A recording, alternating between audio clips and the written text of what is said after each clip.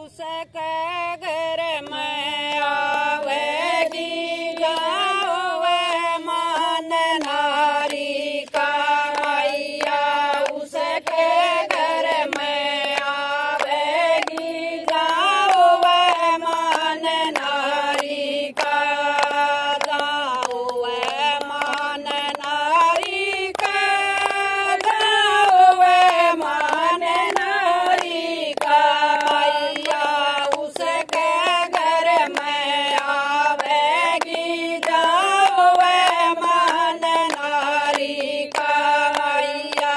उसके घर में आवेगी जावे मान नारी का जिस घर होवे भोले की पूजा जिस घर होवे भोले की पूजा मैया गोरा बन के आवेगी जावे मान नारी का मैया गोरा बन के आवेगी जावे मान नारी का मैया उसके घर में आवेगी जावे मान नारी का मैया उसके घर में आवेगी जावे मान नारी का जिस घर में होवे विष्णु की पूजा जिस घर में होवे विष्णु की पूजा मैया लक्ष्मी बन के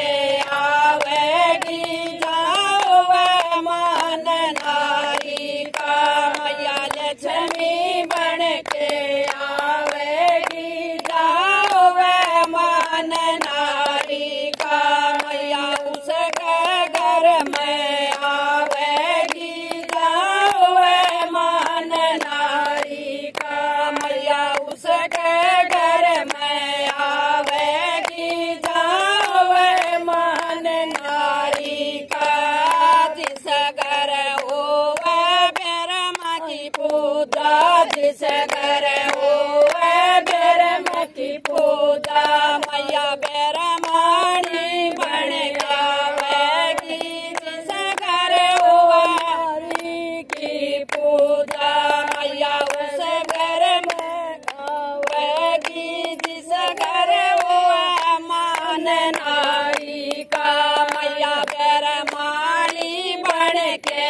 आवेगी जावे मान नारी का मैया ब्रह्मणी बन के आवेगी जावे मान नारी का मैया उसके घर में आवेगी जावे मान नारी का मैया उसके घर में आवेगी जावे मान नारी का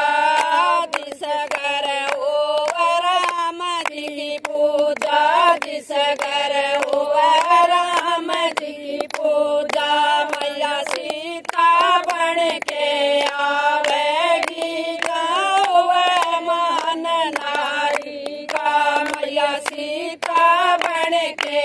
आवेगी जावे मान नारी का मैया उसके घर में आवेगी जावे मान नारी का मैया उसके घर में आवेगी जावे मान नारी का जिस घर होवे कृष्ण की पूजा जिस घर होवे कृष्ण की पूजा मैया राधा रूप में आवेगी जावे मान नारी का मैया राधा रूप में आवेगी जावे मान नारी का मैया उसके घर में आवेगी जावे मान नारी का मैया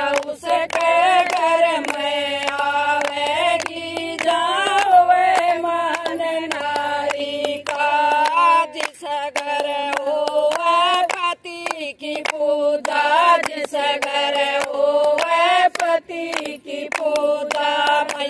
पत्नी रूप में आवेगी जावे मान नारी का मैया पत्नी रूप में आवेगी जावे मान नारी का मैया उसके घर में आवेगी जावे मान नारी का मैया उसके